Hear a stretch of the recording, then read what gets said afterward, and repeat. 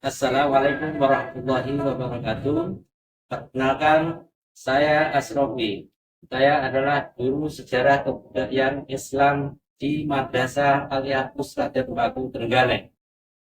Sekaligus saya adalah mahasiswa PPG dalam jabatan tahun 2025 di LPTK Lok IAIN Lok Sumawe.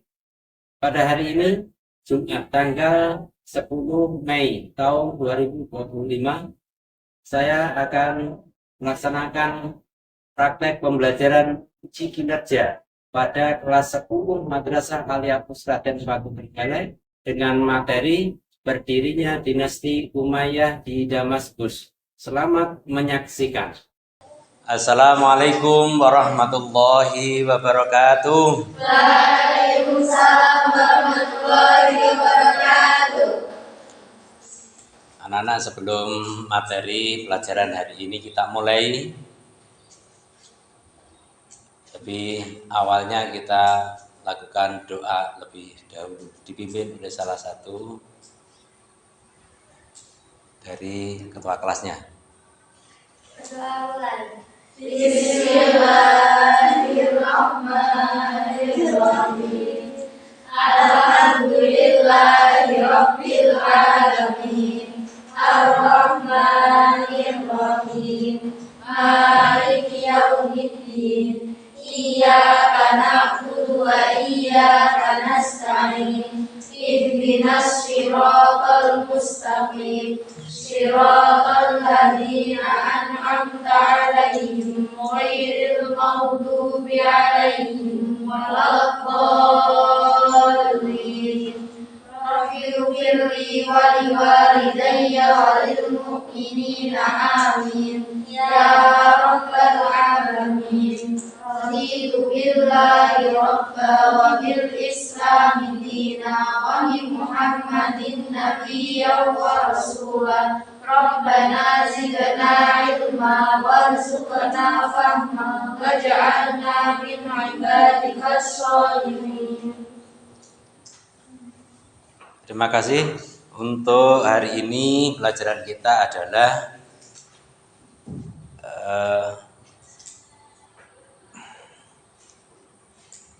masuk berdirinya dinasti Umayyah di Damaskus. Ya, perhatikan anak-anak, buka bukunya dan peralatannya disiapkan.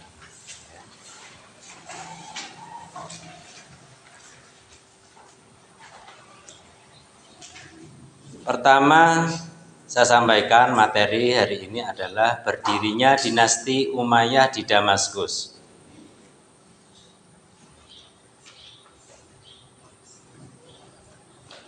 Jadi sejarah berdirinya dinasti Umayyah di Damaskus ini berawal dari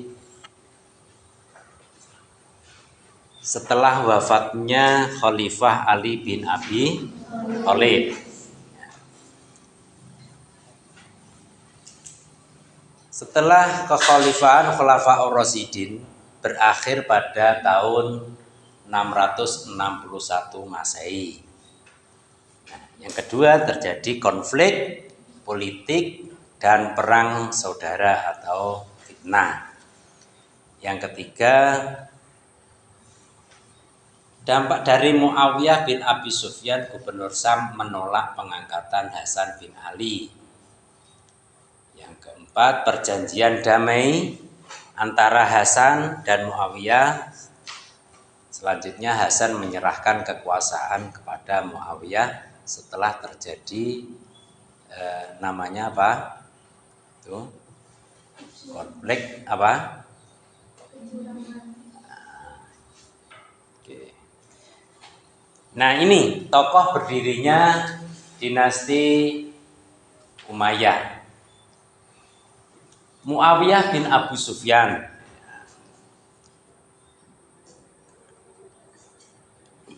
Muawiyah bin Abu Sufyan ini dilihat dari silsilah keturunan beliau, diawali dari kakeknya Abdusam, terus ke Umayyah, Harb, ya Abu Sufyan. Selanjutnya sampai ke anak keturunannya Muawiyah 1, Yazid 1, Muawiyah kedua, dan terakhir Abu Muhammad.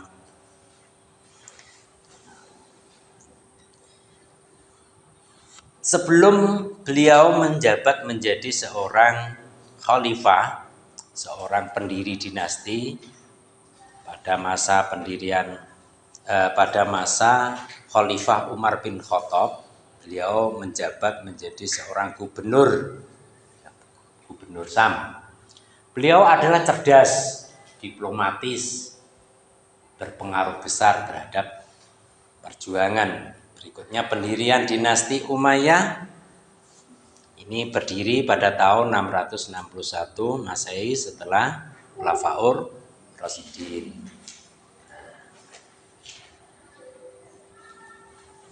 Selanjutnya, setelah pusat pemerintahan Islam yang ada di Madinah pada masa Rasulullah, pada masa Khulafaur Rasyidin, ketika pemerintahan Umayyah berdiri, pusat kekhalifahan, pusat pemerintahan ibu kota pindah ke Damaskus. Makanya pemindahan pusat kekhalifahan atau pusat pemerintahan ini dari Madinah ke Damaskus. Damaskus dijadikan ibu kota kekhalifahan.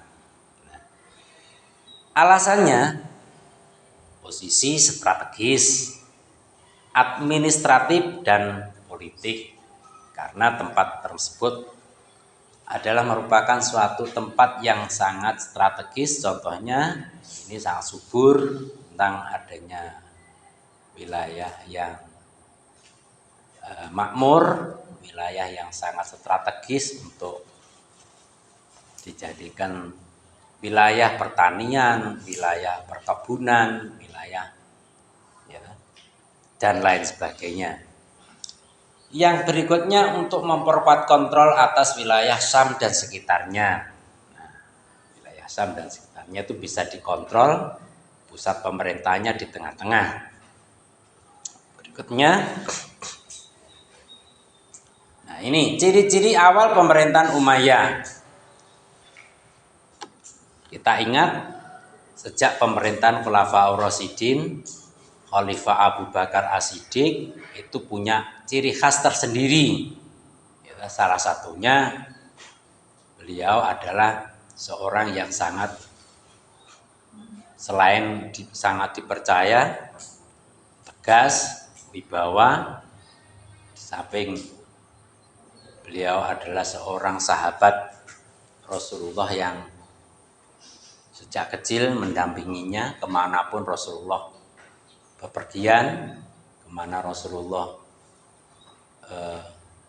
hijrah selalu mendampingi. Apalagi beliau adalah seorang yang aswidik, ya, aswidik dalam artian meyakini, mengimani, mempercayai apa saja yang pernah dilakukan atau yang terjadi pada Rasulullah. Seperti contohnya Rasulullah ketika pertama kali mendapat wahyu, yaitu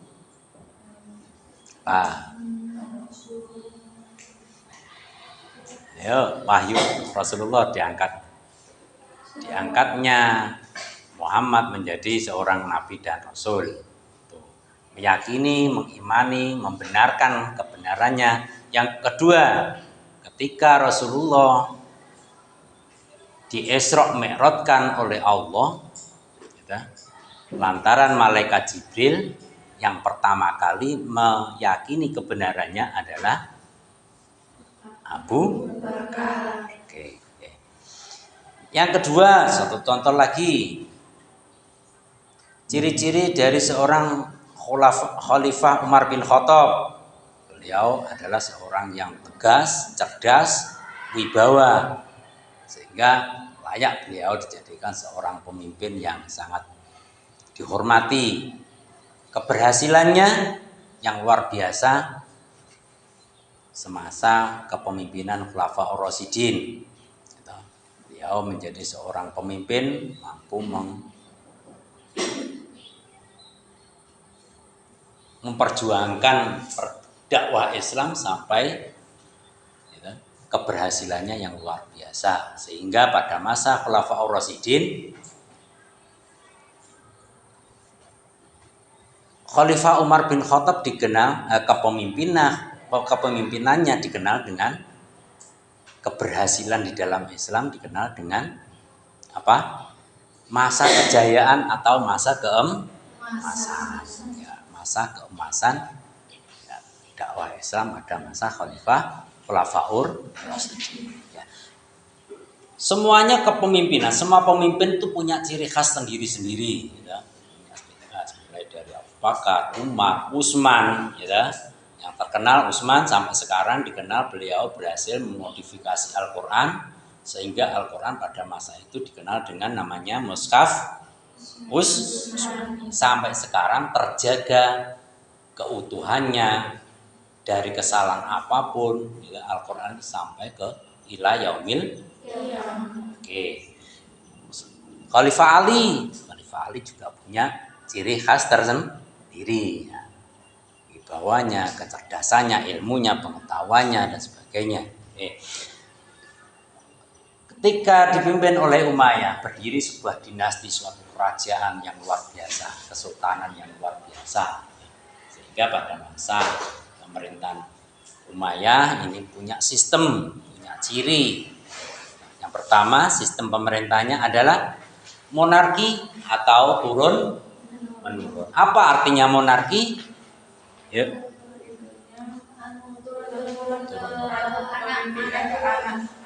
Ya. Yang menjabat seorang pemimpin pemerintahan ini diambilkan dari keturunan seorang raja. Struktur pemerintahan lebih birokratis. Apa birokratis? Birokratis.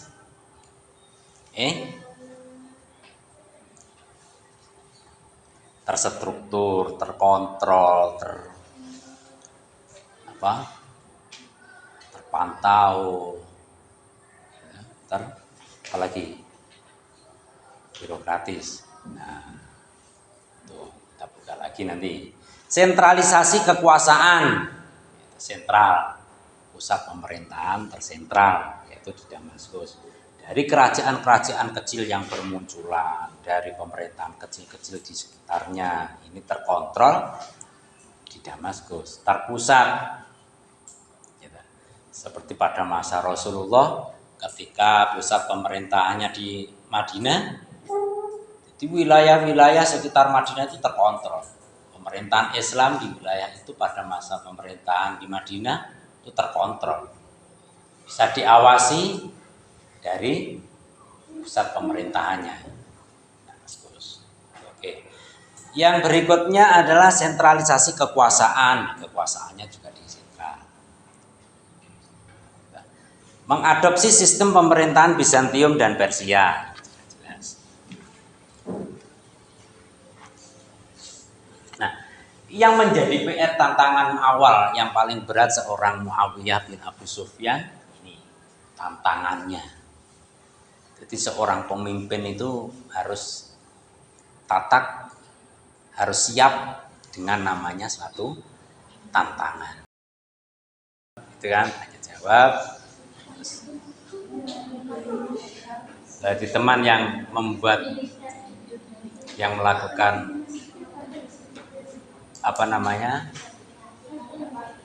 presentasi nanti dijawab. Oke.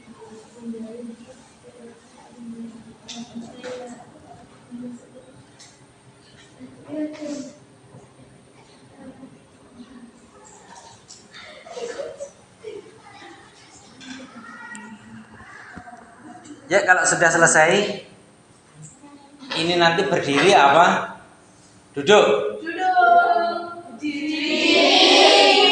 Berdiri, berjajar. Anak misalkan satu kelompok jumlahnya berapa? 4. Ya, misalkan 4 ya, berdiri semuanya. Jadi, ya, silakan awali dari kelompok 1.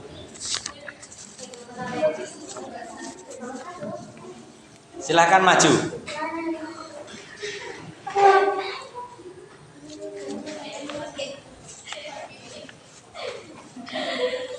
Silakan hasil kalian baca. Yang lain garis bawahi, mencatat jika ada sesuatu yang kurang pas di dalam temanmu menyampaikan presentasi. Silakan. Salam. Assalamualaikum warahmatullahi wabarakatuh. Waalaikumsalam warahmatullahi wabarakatuh. Kami di sini ingin mempresentasikan tentang berdirinya dinasti Umayyah di Damaskus. Latar belakang sejarah. Setelah wafatnya Nabi Muhammad SAW pada tahun 632 Masehi, kekhalifahan Islam pertama dipimpin oleh para khalifah yang dikenal sebagai Khulafaur Rasyidin. Masa ini ditandai dengan sistem pemerintahan yang relatif demokratis dan berbasis musyawarah. Namun, setelah terbunuhnya Ali bin Abi Thalib pada tahun 661 Masehi, terjadi kekosongan kepemimpinan yang menimbulkan ketegangan politik dan sosial. Munculnya Muawiyah bin Abu Sufyan. Muawiyah bin Abu Sufyan diberi Syam saat itu dan kerabat dari Utsman bin Affan menolak mengakui kepemimpinan Ali setelah kematian Utsman. Setelah serangkaian konflik termasuk perang Siffin dan peristiwa Tahkim, posisi Muawiyah semakin kuat. Setelah kematian Ali dan Hasan bin Ali melepaskan klaim khalifahnya demi menghindari pertumpahan darah, Muawiyah diangkat sebagai khalifah. Inilah awal mulanya berdirinya dinasti Umayyah pada tahun 661 Masehi dengan Damaskus sebagai ibu kota kekhalifahan. Faktor-faktor berdirinya dinasti Umayyah di Damaskus. 1. Kekuatan politik dan militer Muawiyah. 2. Letak strategis Damaskus. 3. Kelelahan umat Islam dari perang saudara atau Bilmah. 4. Perubahan pola kepemimpinan. Dampak awal berdirinya dinasti Umayyah. 1. Konsolidasi wilayah kekuasaan. 2. Sentralisasi kekuasaan. 3. Peningkatan administrasi dan pembangunan. 4. Tumbuhnya kritik dan perlawanan. Kesimpulan, berdirinya dinasti Umayyah di Damaskus merupakan titik balik penting dalam sejarah Islam. Dengan dukungan militer, politik, dan administrasi yang kuat, Muawiyah bin Abu Sufyan berhasil membentuk sistem pemerintahan dinasti yang terpusat, mengakhiri masa Khulafaur Rasyidin dan membuka era kekuasaan Islam yang lebih bersifat kerajaan. Meski membawa stabilitas dan kemajuan, perubahan ini juga menimbulkan polemik teologis dan politik yang dampaknya terasa hingga kini. Yang ditanyakan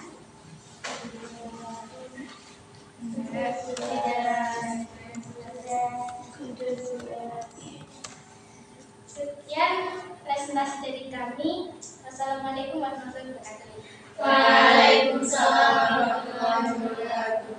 Ya, akan duduk. Kelompok 1, siapa tadi namanya? Rizky.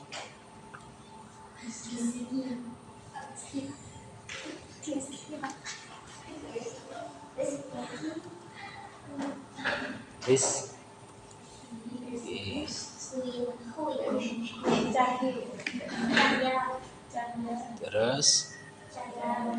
Cahya. Terus Vivi.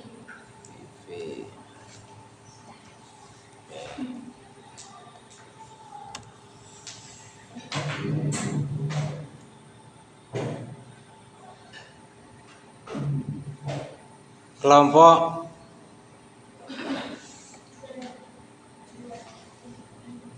2, silahkan maju.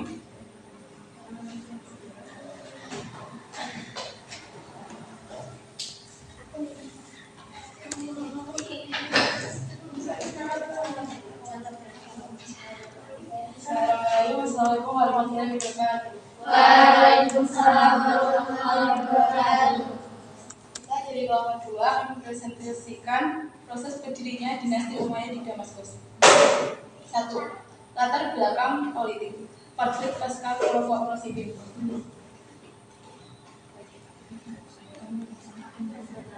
Poin pertama, setelah wafatnya Khalifah Ali bin Abi Thalib pada tahun 661 Masehi, kekhalifahan mengalami krisis legitimasi. Kedua, putra Ali, Hasan bin Ali, sempat diangkat sebagai khalifah oleh sebagian umat Islam. Namun, karena tekanan politik dan demi menghindari konflik lebih lanjut, Hasan menyerahkan kekuasaan kepada Muawiyah bin Abi Sufyan melalui perjanjian Hasan-Muawiyah. Dua, naiknya Muawiyah bin Abi Sufyan sebagai khalifah pada tahun 661 Masehi. Muawiyah bin Abi Sufyan, gubernur Syam atau Suriah, memiliki kekuatan militer dan hubungan politik yang luas. Kedua, setelah perjanjian damai dengan Hasan, Muawiyah secara de facto menjadi pemimpin tunggal dunia Islam. Pada tahun 661 Masehi, Muawiyah diangkat sebagai khalifah, menandai berakhirnya masa Khulafaur Rasyidin dan berakhirnya dinasti Umayyah.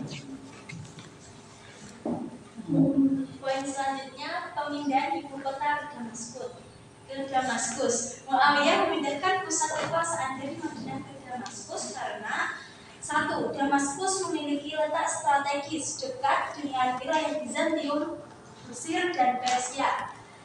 Dua, infrastruktur dan sistem administrasi yang mapan, warisan dari Bizantium. Tiga, baris kekuasaan politik dan militer Muawiyah memang sudah lama berada di wilayah Syam. Poin selanjutnya, perubahan sistem pemerintahan. Satu, Muawiyah memperkenalkan sistem pemerintahan monarki atau turun-menurun berbeda dari sistem musyawarah sebelumnya. Dua, putranya Yazid bin Muawiyah ditunjuk sebagai khalifah setelah Muawiyah wafat pada 680 Masehi yang mengokohkan sistem dinasti. Tiga, ini menjadi awal dari pemerintahan dinasti keluarga Bani Umayyah yang memerintah selama hampir 1 abad. Poin selanjutnya, konsolidasi kekuasaan dan penindasan oposisi. Satu, Muawiyah menumpas berbagai pemberontakan dan menyingkirkan pihak-pihak yang menentang kekuasaan dinasti seperti pendukung Ali atau Syiah dan kelompok Khawarij. Dua, stabilitas politik dicapai melalui kontrol militer, sistem birokrasi kuat, dan aliansi dengan suku-suku Arab.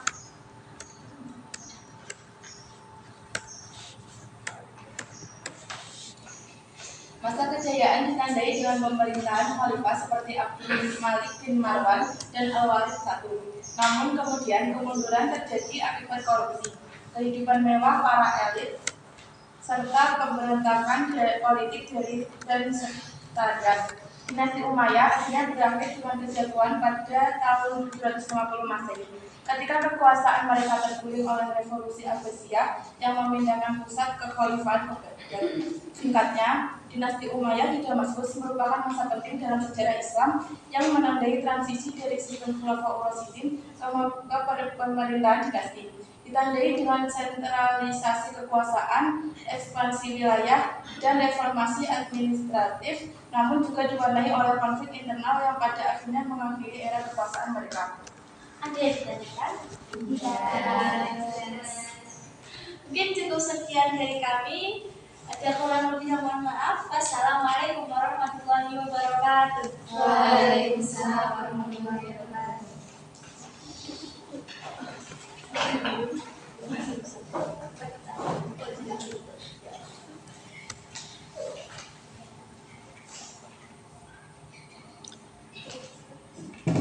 Oke, selanjutnya ini setelah kesimpulan tadi, nah ini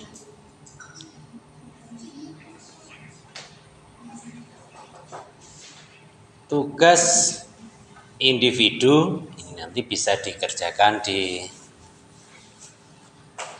rumah, yaitu ini dicatat tugasnya. Tugas individu, nah individu, di kelompok, sekarang tugas individu. Ya, enggak apa-apa itu ya. Kemukakan proses berdirinya Bani Umayyah, dikemukakan. Ya. Yang kedua, kemukakan fase-fase pemerintahan Bani Umayyah. Sebutkan kemajuan peradaban Islam pada masa Bani Umayyah. Terakhir, apa ibroh yang bisa menarik, yang bisa kita petik dari peradaban Bani Umayyah.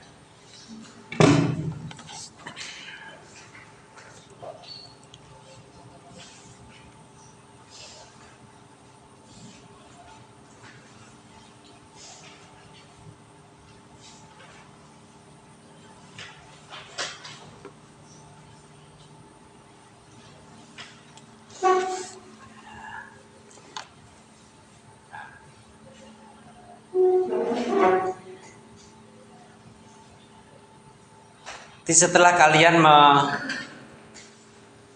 mempelajari, mengetahui proses berdirinya Daulah Umayyah, saya akan bertanya pada kalian, apakah kalian mengetahui proses berdirinya Bani Umayyah? Yang keras? Ya. Apakah kalian mengetahui fase-fase pemerintahan Bani Umayyah? Ya. Apakah kalian mengetahui tentang perkembangan peradaban Islam pada masa Bani Umayyah? Ya. Alhamdulillah. Ini setelah kalian ketahui dari berbagai bacaan, ya, berbagai sumber, kalian boleh untuk melakukan atau mencari sumber untuk menjawab tugas tadi, ya, dari berbagai macam sumber, boleh dari YouTube atau digital yang lain.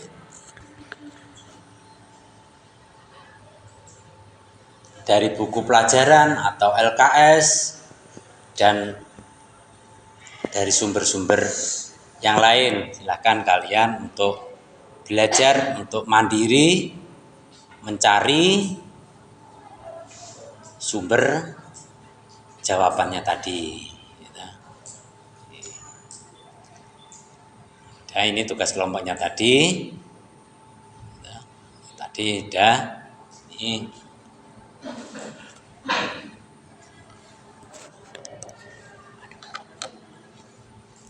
udah.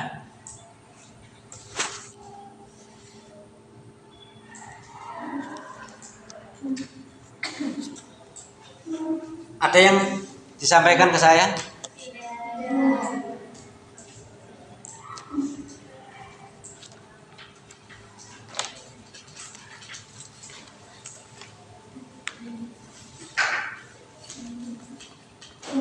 Kegiatan yang akan datang, ini kalian siapkan buku semacam lembar folio atau HVS untuk membuat tadi. Nah, ini ditulis di buku, di kertas folio atau di kertas HVS. Pertemuan yang akan datang kita kumpulkan, nanti akan saya nilai dari tugas kalian.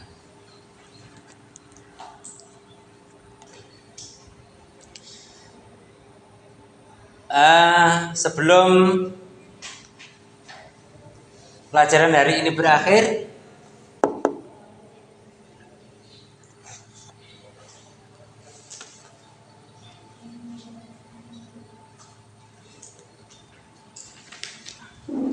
ada